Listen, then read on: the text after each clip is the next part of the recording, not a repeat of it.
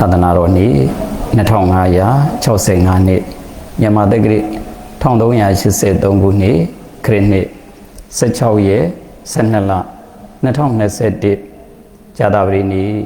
ရန်ကုန်တိုင်းဒဂုံမြို့တစ်တောင်ပိုင်းမြို့နယ်အမှတ်104ရပ်ကွက်ရွှေဝဝင်းကျောင်းမောဂုပဒနာဓမ္မရိပ်သာကြီးတွင်စင်ရင်ကျင်းပပြုလုပ်အပ်သည့်ပရိစ္ဆသမုပ္ပါအင်္ဂလိပ်မြန်မာသင်တန်းတရားတော်ဖြစ်ပါတယ်သင်တန်းမစခင်တရားပိုင်ရှင်ဖြစ်တော်မူသောသုံးလောကထွဋ်ထာတပ္ပိညုမြတ်စွာဘုရားရှင်ကိုရောမြတ်ကြီးအားနမောတတ၃ကြိမ်ရွတ်ဆို၍ဘုရားရှိခိုးပူဇော်ကြောကြပါကုန်စို့နမောတတဘဂဝတောအရဟတောသမ္မာသမ္ဗုဒ္ဓတ္တနမောတတဘဂဝတောအရဟတောသမ္မာသမ္ဗုဒ္ဓတ္တနမောတတဘဂဝတောအရဟတောသမ္မာသမ္ဗုဒ္ဓတ္တ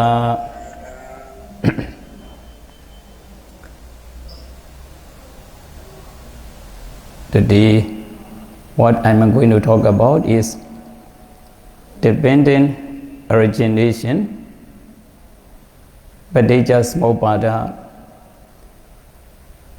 Dependent origination,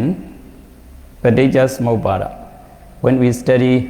dependent origination,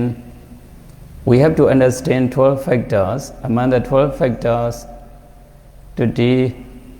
what I'm going to explain is consciousness, Vijnana. We have already discussed Avijja and Sankhara. Today, I'm going to explain consciousness, Vijnana. Vijnana. In Pali word, that is Vijnana. Vijnana means consciousness. Consciousness means here and relinking consciousness, relinking consciousness, present consciousness. In this present life, we have consciousness. That consciousness and relinking consciousness, rebirth consciousness. Relinking consciousness, Pati Sandhi Chaita, Pati Sandhi Chaita. Relinking consciousness. In this connection, we have to understand relinking consciousness. We have to take relinking consciousness. Relinking consciousness is difficult to practice meditation. When we practice meditation, it is impossible to practice meditation. So we have to explain present consciousness. How they are arising present consciousness. How the present consciousness are arising, we have to study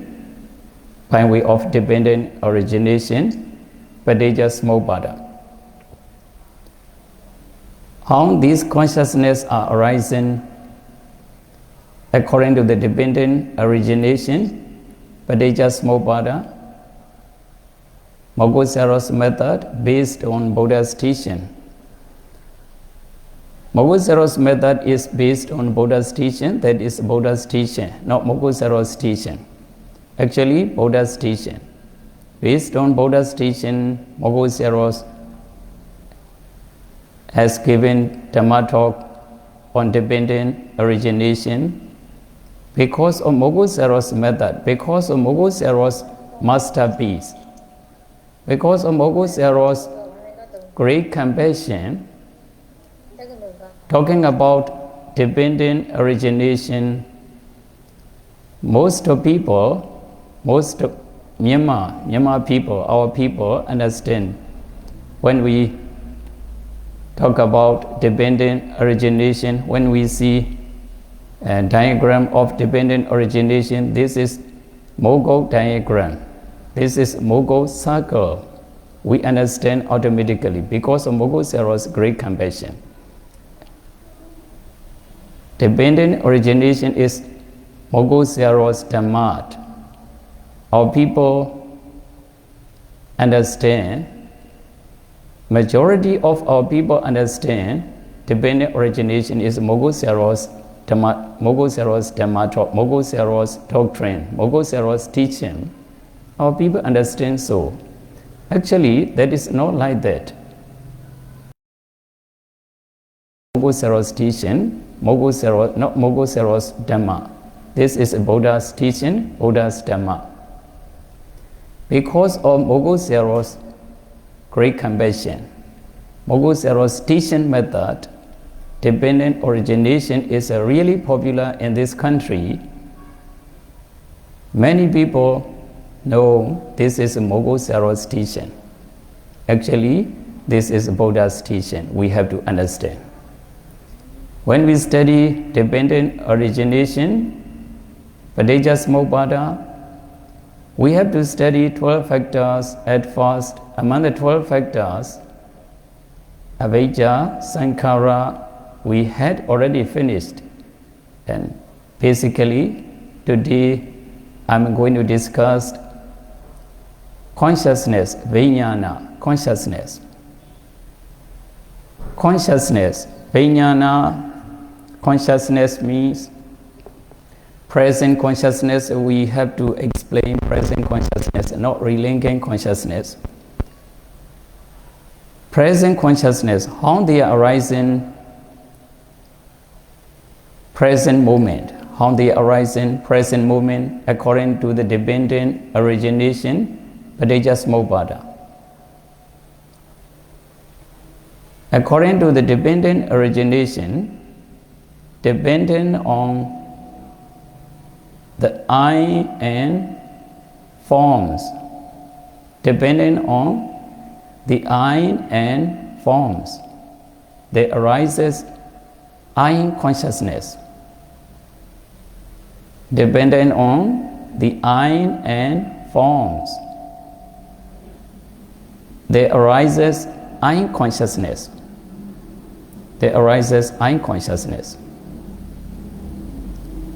I consciousness is arising dependent on the I and forms. There arises I consciousness.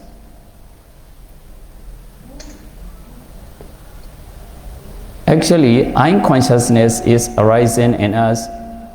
How they are arising in us? Why they are arising in us? In our mind and body, in our mind, I consciousness is arising. Why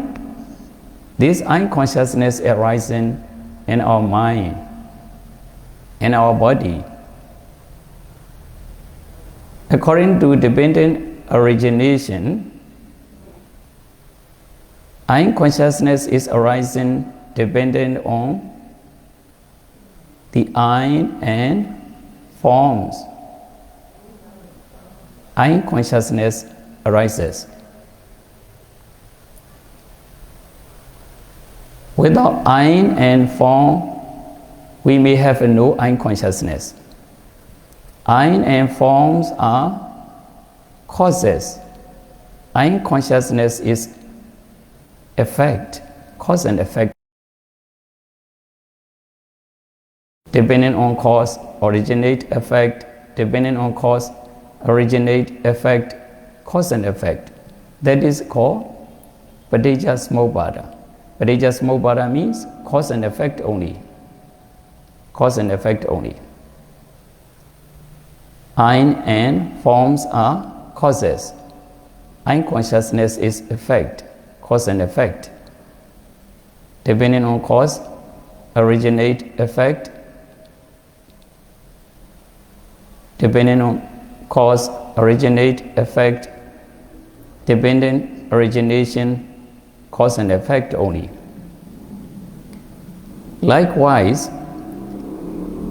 ear consciousness. Ear consciousness is also the same as eye consciousness. If you understand eye consciousness, ear consciousness is also the same way. The same ways. Depending on ear and sounds, ear consciousness arises. Depending on the ear and sounds, ear consciousness arises. Ear consciousness arises not automatically, not because of someone, not because of some creator gods. Eye consciousness arises because of eye and form. Likewise, ear consciousness arises because of ear and sound. Depending on ear and sounds, there arises ear consciousness. Ear and sounds are also causes. Ear consciousness is effect. Cause and effect only. Depending on cause, originate effect. Depending on cause, originate effect. Dependent origination, cause and effect only. Cause and effect. When you understand cause and effect, you understand dependent origination. When you understand dependent origination, you understand cause and effect. Cause and effect is really essential of Buddha's teaching. Really essential.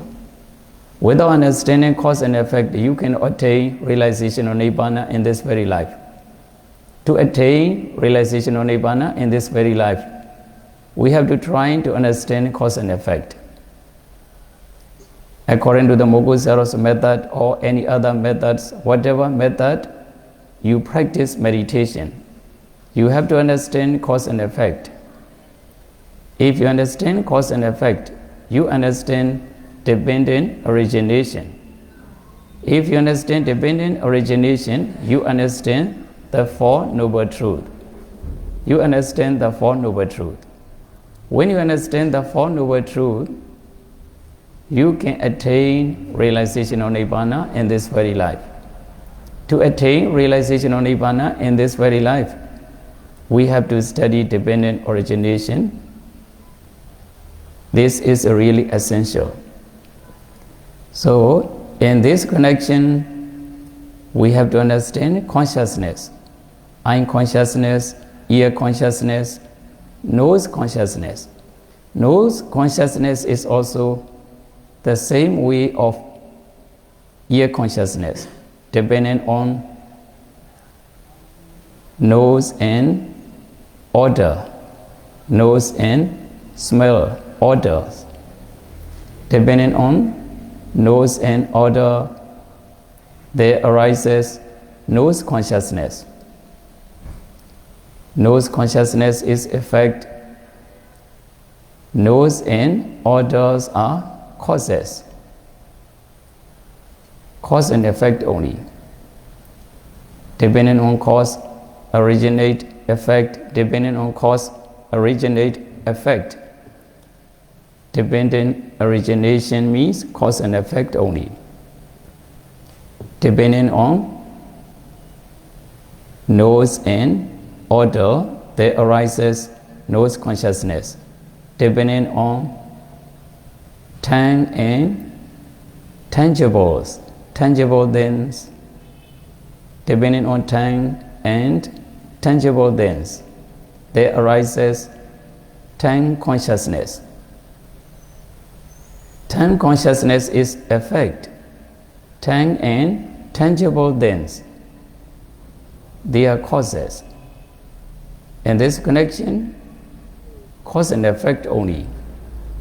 If you understand cause and effect, you understand dependent origination. When you understand dependent origination, you understand the Four Noble Truths. The Four Noble Truths is also cause and effect. Dukkha Satya, Samudaya Satya, Nirodha Satya, Magga Satya.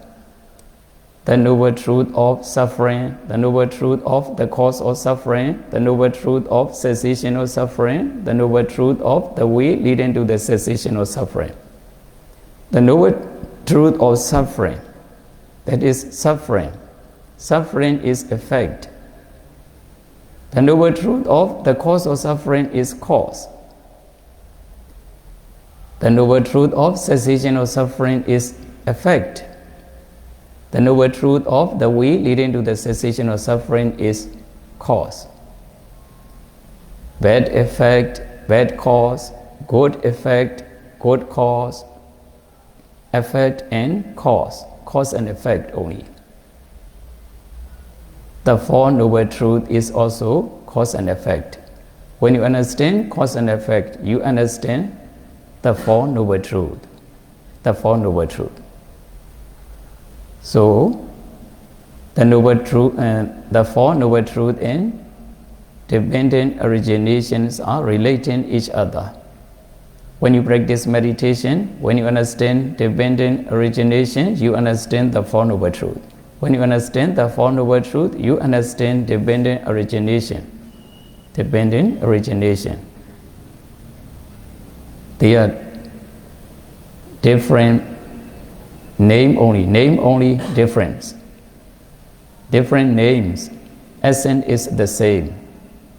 Essence is the same. We have to understand. When you practice meditation, you may understand dependent origination and the Four Noble Truths. Okay, whatever it is, we have to study consciousness. Eye consciousness, ear consciousness, nose consciousness, tongue consciousness. Dependent on tongue and flower. Taste. Dependent on tongue and flower. Sorry, I make a mistake. Dependent on tongue and taste, flowers. There arises tongue consciousness. There arises tongue consciousness. Tongue consciousness is arising in us, dependent on tongue and flowers, tongue and taste. We have to understand, dependent on body and tangible things here. I made a mistake in tongue consciousness and body consciousness. Body consciousness, how they are arising body consciousness. How the body consciousness is arising according to dependent origination. Dependent on body and tangible things. Body and tangible things. There arises body consciousness. Dependent on body and tangible things, there arises body consciousness. Dependent on tongue and taste, odor, there arises tongue consciousness. Dependent on body and tangible things, there arises body consciousness. Dependent on mind and mind objects. Mind and mind objects. Mind consciousness arises. Mind consciousness. Thought consciousness. Thinking consciousness. Mind consciousness arises. Dependent on mind and mind objects. Mind consciousness or thinking consciousness. Thinking consciousness. Thinking consciousness, mind consciousness, we have to understand. Okay, in this explanation, we have to understand 6 consciousnesses. 6 consciousness. Eye consciousness, ear consciousness, nose consciousness, tongue consciousness, body consciousness, and mind consciousness. Eye consciousness, ear consciousness, tongue consciousness, body consciousness, and mind consciousness. Eye consciousness, ear consciousness, nose consciousness, tongue consciousness, body consciousness, and mind consciousness. 6 consciousness. We have to understand how they are arising, each other's according to dependent origination. We have to understand. We have to understand. According to dependent origination, we have to study. For the meditators, this is a very easy way. Meditators understand very easily.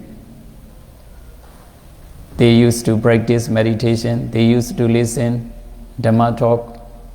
and dependent origination. So they have no problem to understand this point. This is very easy way for meditators. For our meditators, our Mogo meditators are very easy. For them, this is very easy way.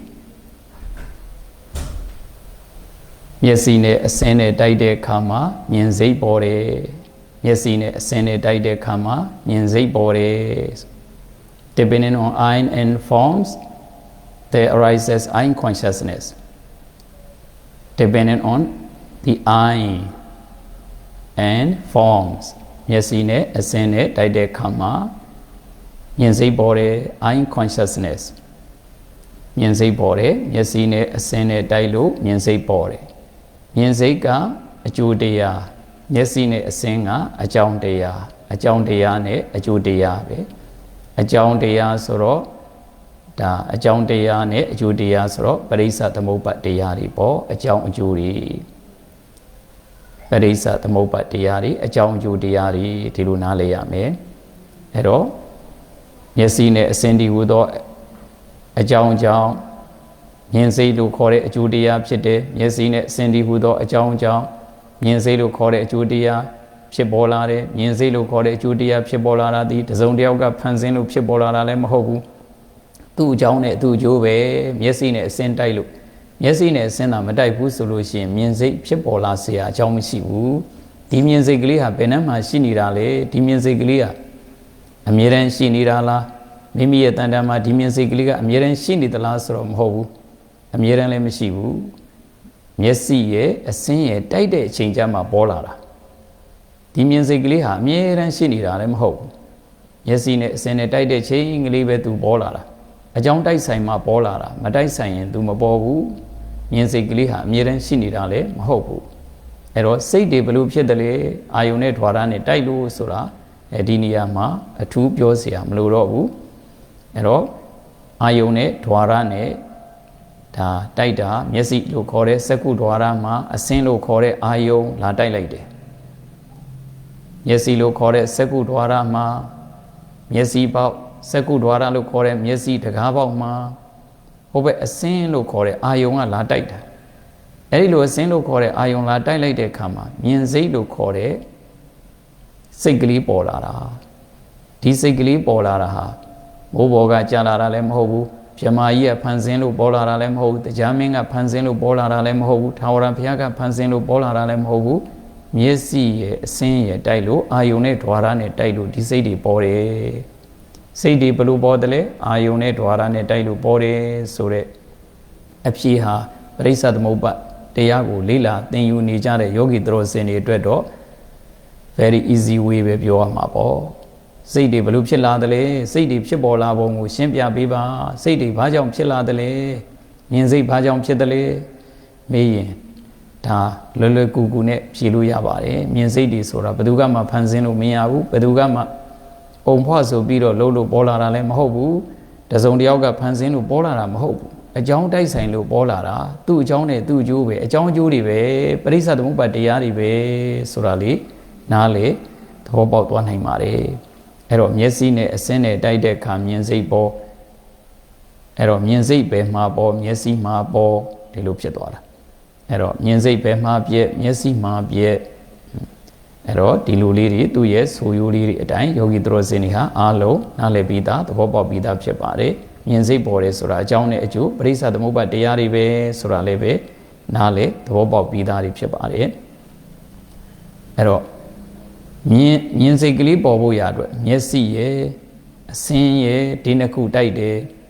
ယောဂီပေါင်းတော်ကောင်းတို့ရဲ့တန်တမှာရှိနေတဲ့မျက်စိအဲ့ဒီမျက်စိမှာအစင်းကလာတိုက်တယ်ဟောမျက်စိမှာအစင်းကလာတိုက်တယ်အစင်းကလာတိုက်တဲ့အခါမှာမြင်တယ်လို့သိလိုက်တဲ့စိတ်ကလေးမြင်သည့်စိတ်ကလေးပေါ်လာတယ်မြင်သည့်စိတ်ကလေးပေါ်လာတယ်အဲ့ဒီမြင်သည့်စိတ်ကလေးပေါ်ဖို့ရအတွက်မျက်စိလိုတယ်အစင်းလိုတယ်နောက်တစ်ခုထပ်ပြောရင်အာကာသအလင်းရောင်လိုတယ်ဒါလည်းရှိသေးတာပေါ့နော်စက္ခွာလောကရူပထင်မြင်မနဲ့သည်လေးလီစက္ခုဖို့ဆိုတာအဲ့တော့အဲ့ဒါလေးတွေကတော့အလုံးမိမိတို့သိရှိပြီးသားဖြစ်ပါတယ်မျက်စိနဲ့အစင်းနဲ့တိုက်တဲ့အခါမှာမြင်စိတ်ပေါ်သလိုကြားစိတ်ပေါ်တယ်ဆိုတော့ကြားစိတ်ဘယ်လိုပေါ်တယ်လဲကြားစိတ်ကလေးဘယ်ကပေါ်လာတာလဲဘယ်သူကဖန်ဆင်းလို့ပေါ်လာလားလဲဘာကြောင့်ပေါ်လာတာလဲကြားစိတ်ပေါ်ပုံလေးပြောပါဦးနားရဲ့အတန်ရဲ့တိုက်လို့နားနဲ့အတန်နဲ့တိုက်တဲ့အခါကျတော့ကြားစိတ်ပေါ်တယ်နားနဲ့အတန်ကအကြောင်းကြားစိတ်ကအကျိုးအကြောင်းနဲ့အကျိုးဒါပါပဲအဲ့တော့ depending on ear and sounds there arises ear consciousness နားနဲ့အတန်နဲ့တိုက်လို့ကြားစိတ်ပေါ်တယ် depending on ear and sounds ear consciousness arises အဲ့တော့နားနဲ့အတန်နဲ့တိုက်လို့ကြားစိတ်ပေါ်တယ်နှာခေါင်းနဲ့အနံ့နဲ့တိုက်လို့နံစိတ်ပေါ်တယ်နှာခေါင်းနဲ့အနံ့နဲ့တိုက်လို့နံစိတ်ပေါ်တယ် depending on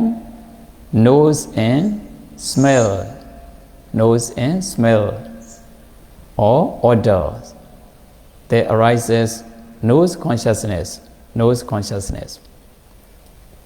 depending on nose and smell or odors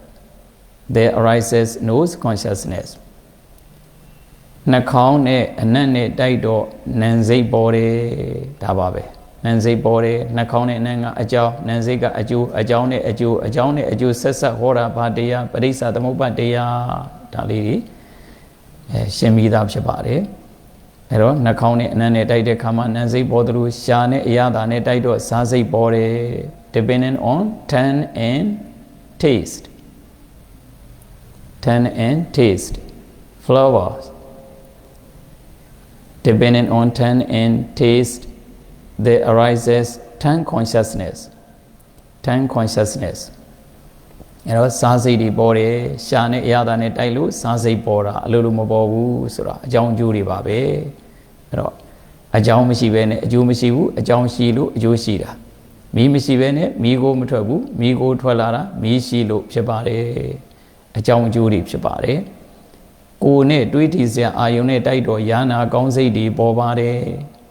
ကိုယ်နဲ့တွေးထီစရာအာယုန်နဲ့တိုက်တော့ယာနာကောင်းစိတ်တွေပေါ်ပါတယ်ကိုယ်နဲ့တွေးထီစရာကအကြောင်းယာနာကောင်းစိတ်ကအကျိုးအဲ့တော့ယာနာကောင်းစိတ်တွေးထီစိတ်ဆိုတော့တွေးထီစိတ်ဆိုတာလေးကိုနားမလည်မှဆိုလို့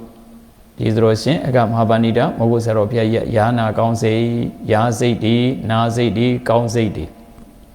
ကိုယ်နဲ့တွေးထီစရာအာယုန်နဲ့တိုက်လို့ရာစိတ်တွေနာစိတ်တွေကောင်းစိတ်တွေပေါ်တာဖြစ်ပါတယ်ဒါလေးကိုအလုံးသိပြီးသားဖြစ်ပါတယ် depending on body and tangible things there arises body consciousness depending on mind and mind object there arises mind consciousness အဲ့တော့စိတ်နဲ့ကြံတွေးစရာအာယုန်နဲ့တိုက်လိုက်တဲ့ခါမှာတွေးတောကြံစီစိတ်တွေပေါ်တယ်တွေးတောကြံစီစိတ်တွေပေါ်တယ်တွေးစိတ်တွေဘာဖြစ်လို့ပေါ်တယ်လဲမနောနဲ့ကြံတွေးစရာအာယုန်နဲ့တိုက်လို့မနောနဲ့ကြံတွေးစရာအာယုန်နဲ့တိုက်လို့မနောဝင်စိတ်ကလေးပေါ့အဲ့တော့မနောလေးနဲ့ ဝင်အကြည်လေးမှာဘဝင်စိတ်ကလေးမှာဘဝင်အကြည်လေးမှာဟိုဘက်ကကြံတွေးစရာအာယုန်နဲ့တိုက်လိုက်တဲ့အခါမှာတွေးတောကြံစီစိတ်တွေပေါ်တယ်တွေးတောကြံစီစိတ်တွေပေါ်တယ်တွေးတောကြံစီစိတ်ကအကျိုးတရားမနောနဲ့ကြံတွေးစရာအာယုန်ကအကြောင်းတရားနဲ့အကျိုးတရားပရိစ္ဆသမုပ္ပါတရားတွေဖြစ်တယ်ဆိုတာမြင်စိတ်ကြားစိတ်နာမ်စိတ်စားစိတ်ယနာကောင်းစိတ်တွေးတောကြံစီစိတ်ဆိုပြီးတော့စိတ်6ပါးပေါ့အဲ့ဒါပုဒ္ဓိဝိညာဉ်လို့ခေါ်တာပေါ့ပုဒ္ဓိဝိညာဉ်ယခုလောလောဆယ်ပစ္စုပန်ဘဝမှာဖြစ်နေတဲ့ယခုလောလောဆယ်ဝိညာဉ်တွေပေါ့ယခုလောလောဆယ်စိတ်တွေလို့ဒီလိုအဓိပ္ပာယ်ရတယ်အဲ့တော့သင်္ခါရပစ္စယဝိညာဉ်နဲ့မှာပါတဲ့ဝိညာဉ်အရာကတော့ဖြင့်ပဋိသန္ဓေဝိညာဉ်ကိုယူရတယ်ပဋိသန္ဓေဝိညာဉ်ဒါပေမဲ့လို့အခုရှင်းပြနေတာကတော့ပုဒ္ဓိဝိညာဉ်လို့ခေါ်ပါတယ်ယခုလောလောဆယ်ဖြစ်နေတဲ့ဝိညာဉ်တွေကိုရှင်းပြနေတာဖြစ်တယ်သင်္ခါရပစ္စယဝိညာဉ်နဲ့အရာကတော့ပဋိသန္ဓေဝိညာဉ်ဆိုတာအမိဝမ်းထဲမှာစတင်ပြီးတော့ဖြစ်ပေါ်လာတဲ့စိတ်ကလေးအမိဝမ်းထဲမှာစဖြစ်တဲ့စိတ်ကလေးကိုပထမဦးဆုံးစဖြစ်တဲ့စိတ်ကလေးကိုပဋိသန္ဓေဝိညာဉ် relinking consciousness rebirth consciousness ဒီလိုပြောတယ်အဲ့ဒါပဋိသန္ဓေစိတ်ကလေးအဲ့ဒီပဋိသန္ဓေစိတ်ကလေးကတော့အမိဝမ်းထဲမှာပထမဦးဆုံးစပြီးတော့ဖြစ်တာမိဝမ်းထဲမှာပထမဦးဆုံးစပြီးတော့ဖြစ်တဲ့စိတ်ကလေးကိုပဋိသန္ဓေစိတ်အဲ့တော့ဘလောက်ထိအောင်ကြာတယ်လဲလို့မေးရင်ဥပတိဘင်ဆိုပြီးတော့ပဋိသန္ဓေစိတ်ကလေးဖြစ်လိုက်တဲ့အခါမှာဥပရဲ့တိရဲ့ဘင်ရဲ့၃မျိုးအဲ့ဒီလို၃မျိုးဖြစ်တဲ့အခါမှာဥပဆိုတာ ਨੇ ဥပတိဘင်ဆိုရင်သူပျောက်သွားပြီဒီပဋိသန္ဓေစိတ်ကလေးမရှိတော့ဘူးအဲ့ဒီအခိုက်တန့်ကလေးကိုပဲပဋိသန္ဓေစိတ်လို့ခေါ်တာအဲ့ဒီဥပတိဘင်လို့ခေါ်တဲ့ဒီအခိုက်တန့်ကလေးကိုပဲပဋိသန္ဓေစိတ်လို့ခေါ်တယ်ဘင်ဆိုရင်မရှိတော့ဘူးပဋိသန္ဓေစိတ်မဟုတ်တော့ဘူးတီဆိုတာ ਨੇ ကိုသူကပဋိသန္ဓေစိတ်ရဲ့အချိန်ကဒါနောက်ဆုံးကုန်သွားပြီပေါ့ဥပခဏကလေးပေါ့ဥပခဏလေးလို့ဒီလိုမှတ်ရမှာဖြစ်တယ်ဥပခဏကလေးကိုပဋိသန္ဓေစိတ်ထီကနေစပြီးတော့ဟိုဘက်ကိုပဝတ္တိစိတ်လို့ဒီလိုယူရမှာဖြစ်တယ်အဲ့တော့ဥပခဏကလေးကိုပဋိသန္ဓေခဏပဋိသန္ဓေစိတ်ကလေးကဥပခဏကလေးပဲဥပဆိုတာ ਨੇ ပြီးသွားပြီဟိုဘက်ထီပင်ထီကနေစပြီးတော့မတိမချင်းအမိဝမ်းထဲမှာရောမိဝမ်းထဲကနေပြီးတော့မွေးဖွာလာတဲ့ချိန်ခါမှာရောမတိမချင်းဖြစ်တဲ့စိတ်တွေကိုဘဝတိစိတ်လို့ခေါ်တာဒါကတော့အဘိဓမ္မာဒေသနာတော်အဘိဓမ္မာဒေသနာတော်ဆိုရင်တော့ဖြင့်ဥပခဏလေးကဒါပရိသန္တိခဏပါကျန်တာကတော့ပိုတိခဏလို့ပြောရမှာဖြစ်တယ်သုတ်တန်ဒေသနာမှာတော့ဖြင့်အမိဝမ်းထဲမှာနေတဲ့တလျှောက်လုံးကိုပရိသန္တိခဏအမိဝမ်းထဲမှာနေတဲ့တလျှောက်လုံးကိုဒါပရိသန္တိခဏဒီလိုမှတ်သားကြရမှာဖြစ်တယ်အမိဝမ်းထဲကမွေးဖွားလာတဲ့ချိန်ကိုဒါပိုတိကာလလို့ဒီလိုနားလည်ကြရမှာဖြစ်တယ်အဲ့တော့ဒီနေရာမှာတော့ဖြင့်သင်္ခါရပစ္စယဝိညာဏဆိုတာကတော့ဝိညာဉ်ဟံပဋိသန္ဓေဝိညာဉ်ကလေးကိုဆိုလိုတယ်အဲ့ဒီပဋိသန္ဓေဝိညာဉ်ကနေမှတဖြည်းဖြည်းနဲ့ရင့်ကျက်လာတဲ့အခါမှာပိုတိဝိညာဉ်မွေးဖွားလာတဲ့အခါမှာပိုတိဝိညာဉ်အဲ့တော့ပရိစ္ဆသမုပ္ပါတရားအလုပ်ဒီကြိုးစားအထုတ်မယ်ဆိုရင်တော့ပဋိသန္ဓေဝိညာဉ်ကလေးကိုရှုမှတ်လို့မရနိုင်ဘူးပိုတိဝိညာဉ်ကလေးကိုပဲရှုမှတ်ကြရမှာဖြစ်တယ်ဆိုတာလေးကိုလည်းပဲသူတော်ကောင်းများအားလုံးသိပြီးသားဖြစ်ပါတယ်အဲ့တော့ဒီပရိစ္ဆသမုပ္ပါဖြစ်စဉ်ဒါခန္ဓာပရိစ္ဆသမုပ္ပါဖြစ်ပုံဒီလိုခေါ်ပါတယ်မျက်စိနဲ့ဆင်းနဲ့တိုက်တဲ့အခါမှာမြင်စိတ်ပေါ်ပါတယ်သုံးပါးပေါင်းစုံတော့ဖတ်တာပစ္စယဝေဒနာပစ္စယတဏပစ္စယဥပါဒဏံဒီလိုဖြစ်သွားတယ်အဲ့တော့မျက်စိနဲ့အစင်းနဲ့တိုက်တဲ့အခါမှာမြင်စိတ်ပေါ်တယ်သုံးပါးပေါင်းစုံတော့ဖတ်တာပစ္စယဝေဒနာပစ္စယတဏပစ္စယဥပါဒဏံဒီလိုဆက်သွားနားနဲ့အတန်နဲ့တိုက်တော့ကြားစိတ်ပေါ်တယ်သုံးပါးပေါင်းစုံတော့ဘာလို့လဲဖတ်တာကြောင့်ဘာလို့ဖြစ်တယ်လဲဝေဒနာကြောင့်ဘာလို့ဖြစ်တယ်တဏတဏကနေပြီးတော့ဘာလို့ဆက်ဖြစ်မလဲဥပါဒံလို့ကမ္မဘဝတို့ဇာတိစရမရဏတောကပရိဒေဝဒုက္ခဒေါမနတဥပါယတာဒီလိုလဲတော့မှာပေါ့နှာခေါင်းနဲ့အနံ့နဲ့တိုက်တဲ့ခါမှာဘာစိတ်ပေါ်တယ် နံစိတ်ပေါ်တယ်သုံးပါးပေါင်းစုံတော့ဘယ်သူလဲဖတ်တာပစ္စယဝေဒနာပစ္စယတဏှာပစ္စယဥပါဒဏံဒီထိသွားပေါ့နော်ရှားနဲ့အရသာနဲ့တိုက်တော့ဘာစိတ်ပေါ်တယ်စားစိတ်ပေါ်တယ်သုံးပါးပေါင်းစုံတော့သုံးပါးထိပေးလိုက်တာလေးဆုံပေးလိုက်တာလေးကိုဘာလို့ခေါ်တယ်ဖတ်တာလို့ခေါ်တယ်ဖတ်တာဆိုတာအဲ့တော့ရှားရဲ့အရသာရဲ့ရှားရဲ့အရသာရဲ့ဟိုဘက်ကစားစိတ်ကလေးရဲ့သုံးပါးထိပေးလိုက်တာလေးပေါ့ထိပေးလိုက်တဲ့သဘောအာယုံနဲ့စိတ်နဲ့ထိသွားတဲ့သဘောတရားလေးကိုဖတ်တာဒီလိုခေါ်တာအာယုံနဲ့စိတ်နဲ့ထိတွေ့သွားတာလေးကိုဖတ်တာလို့ခေါ်တာအေးဒါကြောင့်ဖတ်တာဆိုတာကတော့စိတ်ဖြစ်တိုင်းဖြစ်တဲ့စေတသိက်ပဲတဗ္ဗစိတ်တာသာဒရဏစေတသိက်ပဲတဗ္ဗစိတ်တာသာဒရဏဆိုတာစိတ်အားလုံးနဲ့ရှင်တဲ့စေတသိက်စိတ်ဖြစ်တိုင်းဖတ်တာဖြစ်တယ်စိတ်89ပါးဆိုရင်ဖတ်တာ89ပါးပဲစိတ်က120ပါးဆိုရင်ဖတ်တာက120ပါးပဲဖတ်တာစိတ်ဖြစ်တိုင်းဖြစ်တဲ့စေတသိက်ပဲစိတ်အားလုံးနဲ့ရှင်တဲ့စေတသိက်ပဲဉာဏ်စိတ်ဖြစ်တယ်ဆိုရင်ဖတ်တာပါသွားပြီပဲဖတ်တာပါသွားပြီပဲဖတ်တာဟာအာယုံနဲ့စိတ်နဲ့ထိပေးတဲ့သဘောတရားဟာဖတ်တာရဲ့အလုပ်ပဲခံစားတာကဝေဒနာရဲ့အလုပ်မှတ်သားတာကတင်ညာရဲ့အလုပ်ပြုပြင်တာကသင်္ခါရရဲ့အလုပ်သိတာကဝိညာဉ်ရဲ့အလုပ်ဒီလိုဖြစ်သွားပြီအဲ့ဒီလိုသူတော်ကောင်းများမှတ်သားထားကြမှာဖြစ်တယ်အဲ့တော့ရှာနဲ့အရသာနဲ့တိုက်တော့စားစိတ်ပေါ်အတူတူပဲကိုယ်နဲ့တွေးထီစရာအာယုံနဲ့တိုက်တော့ယာနာကောင်းစိတ်ဒီပေါ်သုံးပါးပေါင်းစုံတော့ဘယ်သူလဲဖတ်တာပစ္စယဝေဒနာပစ္စယတဏှာဒီလိုသွားတယ်အကုန်လုံးသူရဲ့ဖြစ်စဉ်ကြီးမနှောနဲ့ကြံတွေးစရာအာယုံနဲ့တိုက်တော့ဘာစိတ်တွေပေါ်တွေးတော့ကြံစီစိတ်တွေပေါ်သုံးပါးပေါင်းစုံတော့ဘယ်သူလဲဖတ်တာပစ္စယဝေဒနာပစ္စယတဏှာအဲ့တော့အဲ့ဒီဖြစ်စဉ်ကလေးကိုဘုရားတို့ပြန်ကြည့်လိုက်တဲ့အခါကျတော့မြင်စိတ်ဖြစ်တယ်ဆိုတဲ့နေရာမှာလည်းပဲမြင်ပရိစ္ဆသမုပ္ပါရဲ့ပရိစ္ဆသမုပ္ပါဖြစ်စဉ်ကြီးကပြန်ပြီးတော့ဆင်ញင်ကြည့်လိုက်တဲ့အခါကျတော့မြင်စိတ်ဖြစ်တယ်ဆိုတဲ့နေရာမှာလည်းပဲအဲ့ဒီမှာစိတ်6မျိုးပဲပြောရမှာပေါ့မြင်စိတ်နဲ့တကွာစိတ်က6မျိုးရှိတယ်နောက်အာယုံက6မျိုးရှိတယ်ဟိုဓဝါရကလည်း6မျိုးရှိတယ်အာလုံးပြန်ပြီးတော့ဆင်ញင်သုံးသပ်ကြည့်မယ်ဆိုလို့ရှိရင်အတွင်းအာယရဏ6ပါးအပြင်အာယရဏ6ပါးဝိညာဉ်6ပါးဖတ်တာ6ပါးဝေဒနာ6ပါးတဏှာ6ပါးဆိုပြီးတော့အာလုံး6ပါးစီ6ပါးစီ6စုံဖြစ်ပါတယ်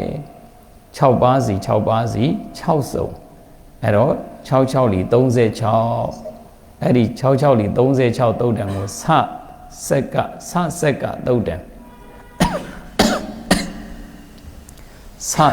သုတ်တံဆဆက်ကသုတ်တံဆဆိုတာကတော့6ဆက်ကဆိုတာက6စုံ6ခါဆဆက်ကသုတ်တံဆိုပြီးတော့မြတ်စွာဘုရားရှင်ကိုရောမြတ်ကြီး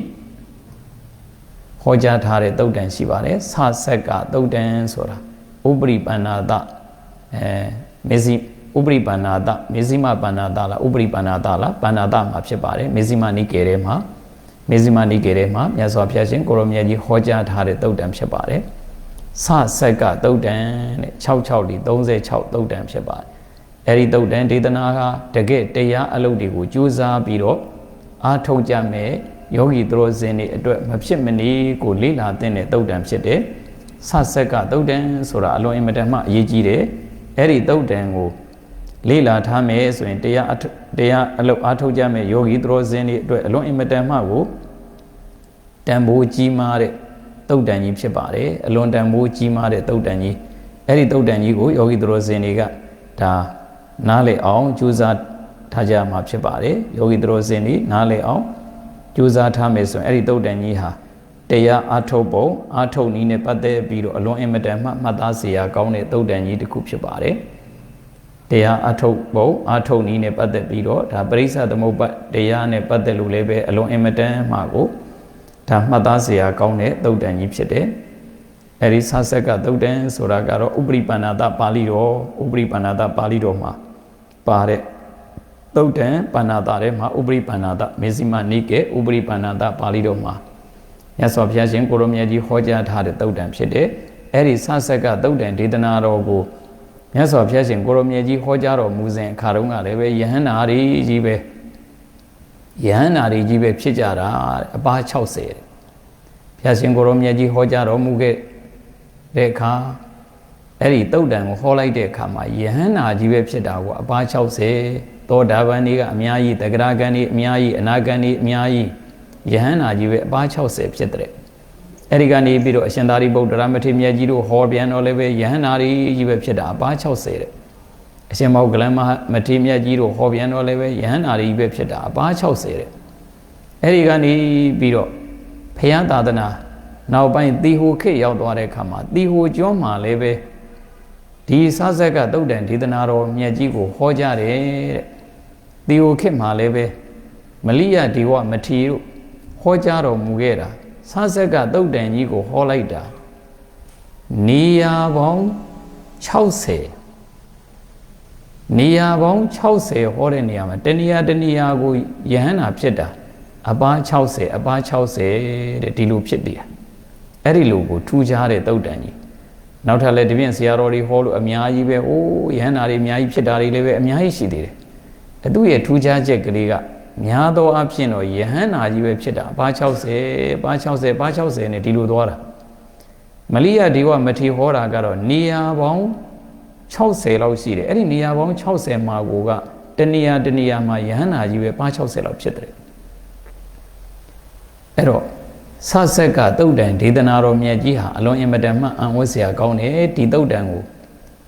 နာပြီးတော့ကျင့်ကြံကြိုးကုပ်ပွားများအားထုတ်ကြမယ်ဆိုရင်ယဟန္တာကြီးတွေဖြစ်နိုင်တယ်ယဟန္တာမကြီးတွေဖြစ်နိုင်တယ်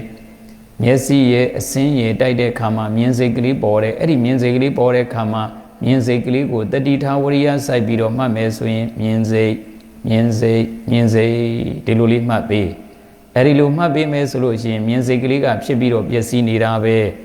အဲ့ဒီဖြစ်ပြီးတော့ပျက်စီးတဲ့သဘောတရားတွေကိုမြင်အောင်ကြည့်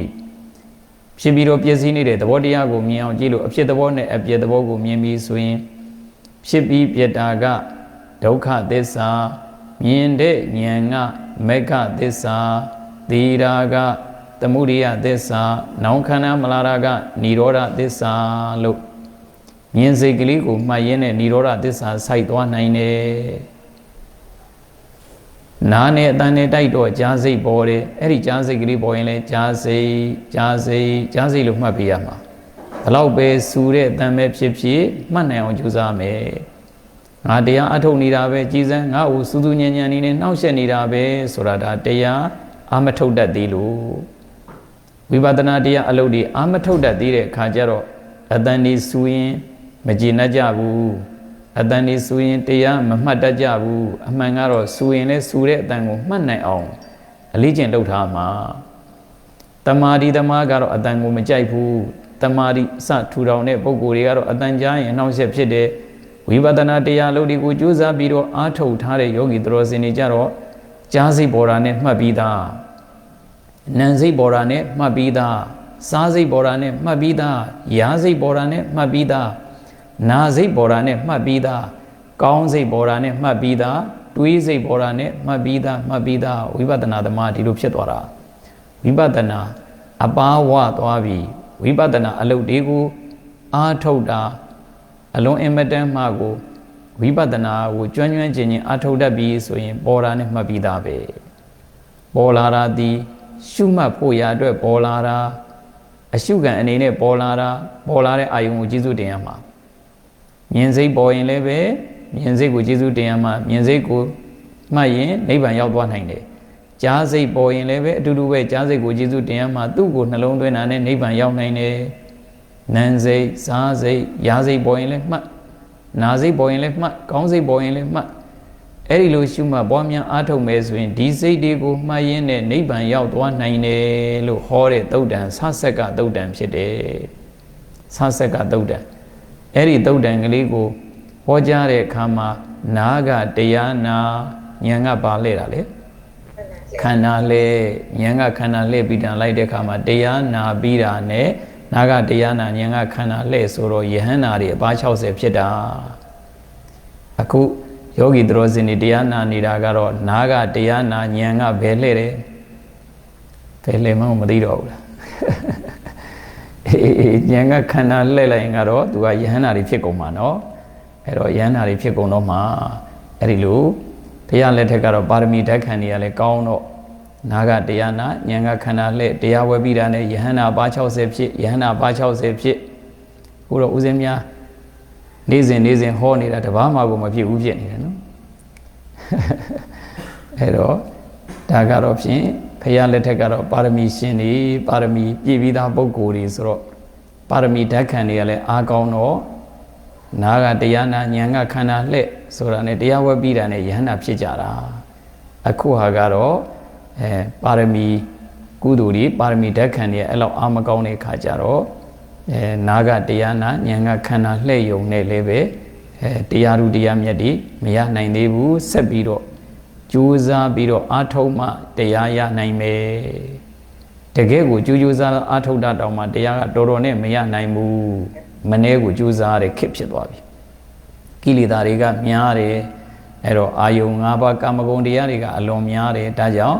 ဒီခေတ်ကတော့လွယ်နဲ့တရားမရတော့ဘူးဖရာလက်ထက်ကတော့အာယုံ၅ပါးကာမဂုဏ်တရားတွေဆိုတာဒီလောက်ထိအောင်မများဘူးအဲ့တော့ကိလေသာတွေနေတဲ့ခေတ်ဖရာရှင်ကိုရောမြတ်ကြီးကိုကိုတော်တိုင်းကိုယ်တိုင်ဖူးတွေ့ရတဲ့ခေတ်ဆိုတော့ပါရမီဓာတ်ခံတွေကလည်းအားကောင်းဖရာနဲ့လည်းကိုယ်တိုင်တွေ့ဆိုတော့တရားဓုတရားမြတ်တွေရသွားကြတာအခုခေတ်မှာတော့ဖြင့်အဲ့ဒီလိုတရားဓုတရားမြတ်တွေရဖို့ဆိုတာတော်တော်လေးကြိုးစားမှရမှာဖြစ်ပါတယ်တော်တော်ကိုကြိုးစားမှတရားဓုတရားမြတ်တွေရနိုင်တယ်ဆဆက်ကတုတ်တန်အဲ့တော့အခုမြင်စိတ်ကြားစိတ်နံစိတ်စားစိတ်ယာနာကောင်းစိတ်တွေးတော်ကြံစည်စိတ်ဆိုတဲ့စိတ်6မျိုးဝိညာဉ်6မျိုးအဲ့ဒီဝိညာဉ်6မျိုးစိတ်6မျိုးနဲ့ပတ်သက်ပြီးတော့ဆဆက်ကတုတ်တန်ဒေသနာတော်မြတ်ကြီးဟာအလွန်အင်မတန်မှကိုတရားဟောလို့ကောင်းတဲ့တုတ်တန်ကြီးကိုကြိုက်တဲ့လောက်ကိုအကျေချက်ပြီးတော့ဟောမယ်ဆိုရင်အများကြီးဟောလို့ရတယ်ကျင့်မယ်ဆိုရင်လည်းပဲဆဆက်ကတုတ်တန်အတိုင်းကျင့်မယ်ဆိုရင်အလွန်အင်မတန်မှကိုကျင့်လို့ကောင်းတဲ့တုတ်တန်ကြီးဖြစ်တယ်ဆိုတာလေးကိုဒီကနေ့ဒါပရိစ္ဆသမုပ္ပါတရားတော်မြတ်ကိုအခုဦးဇင်းများဆွေးနွေးခွင့်တင်ပြခွင့်ရတဲ့အချိန်လေးမှာဆဆက်ကတုတ်တန်ကြီးကိုပါကျေးဇူးပြုပေးလိုက်ပါတယ်အဲ့ဒီတုတ်တန်အတိုင်းသာကျင့်မယ်ဆိုရင်တရားဓုတရားမြတ်တွေရနိုင်ပါတယ်ဆိုတာကိုလည်းပဲဒါအာမခံချက်အနေအချင်းပြောပြပေးပါတယ်အဲ့တော့ကဲယောဂီတော်စင်တွေအခုဒီနေ့ဦးဇင်းများလူရင်းကလေးသင်တာကတော့စိတ်6မျိုးပေါ့ဝိညာဉ်6မျိုးစိတ်6မျိုးအဲ့တော့မြင်စိတ်ရယ်ကြားစိတ်ရယ်နာမ်စိတ်ရယ်စားစိတ်ရယ်ယာနာကောင်းစိတ်ရယ်တွေးတောကြံစည်စိတ်ရယ်ဆိုပြီးတော့စိတ်ဘယ်နှမျိုးလဲ6မျိုးရှိတယ်အဲ့ဒါလေးကိုအင်္ဂလိပ်လိုမှတ်တတ်ရင်ဒါစိတ်6မျိုးလေးကိုအင်္ဂလိပ်လိုမှတ်တတ်ရင်ဒါအင်္ဂလိပ်လိုတရားဟောလို့ရသွားပြီပဲeye consciousness ear consciousness nose consciousness tongue consciousness body consciousness and mind consciousness ဒီလောက်ပါပဲအဲ့တော့ပရိစ္ဆသမုပ္ပါပါဠိလိုကောအင်္ဂလိပ်လိုကောမြန်မာလိုကောအမှန်ကတော့ဝါဒနာပါရင်တော့အခက်ကြီးတော့မဟုတ်ပါဘူးနားလေရောသဘောပေါက်ရုံကတော့မခက်ပါဘူးကျွမ်းကျွမ်းကျင်ကျင်အဆင့်ကတော့ခက်မှာပါဒါလေးတွေမှတ်ထားမယ်ဆိုရင်လွယ်လွယ်ကူကူပါပဲအဲ့တော့ eye consciousness ear consciousness nose consciousness tongue consciousness body consciousness and mind consciousness ဒါစိတ်6မျိုးပဲဖြစ်ပါတယ်စိတ်6မျိုးပဲဖြစ်ပါတယ် depending on eye and forms there arises eye consciousness depending on the ear and sounds there arises ear consciousness depending on nose and smell no nose and smell there arises nose consciousness depending on tongue and taste there arises tongue consciousness depending on body and tangible things there arises body consciousness depending on mind and mind object there arises mind consciousness ဒါပရိစ္ဆသမုပ္ပါဇဝိုင်းဒေသနာတော်မြတ်ကြီးရဲ့ဝိညာဉ်နဲ့ဆက်ဆက်တဲ့အပိုင်းကလေးကိုပြောပြပေးတာဖြစ်ပါတယ်ဝိညာဉ်ဆိုတာလေးကိုဒါယောဂီတော်စင်ဒီအနေနဲ့မှတ်ထားရမှာကတော့ consciousness ဒါလေးမှတ်ထားရင်ဝိညာဉ်ဆိုတာသိသွားပြီဝိညာဉ်6ပါးသိသွားရင်ဒီ consciousness 6မျိုးကိုနားလည်သွားပါပြီအဲ့တော့တိတ်တော့ခက်ကြီးတော့မဟုတ်ပါဘူးနည်းနည်းလေးနားလေရုံသဘောပေါက်ရုံကတော့လွယ်ပါတယ်ကျွမ်းကျင်ရင်ကတော့ခက်မှာပါကျွမ်းကျင်ရင်ကတော့ခက်မှာပေါ့ဘိုင်နိုင်ကျွမ်းကျင်ရင်နားလေဖို့ကတော့ခက်မယ်သိရုံနားလေရုံသဘောပေါက်ရုံလေးကတော့မခက်ပါဘူးဆိုတာလေးကိုပြောပြရစီအဲ့တော့ပရိစ္ဆသမုပ္ပါဇဝိုင်းဒေသနာတော်မြတ်ကြီးနဲ့ပတ်သက်ပြီးတော့ဒီကနေ့ဝိညာဉ်အပိုင်းကိုဒီလောက်ပဲ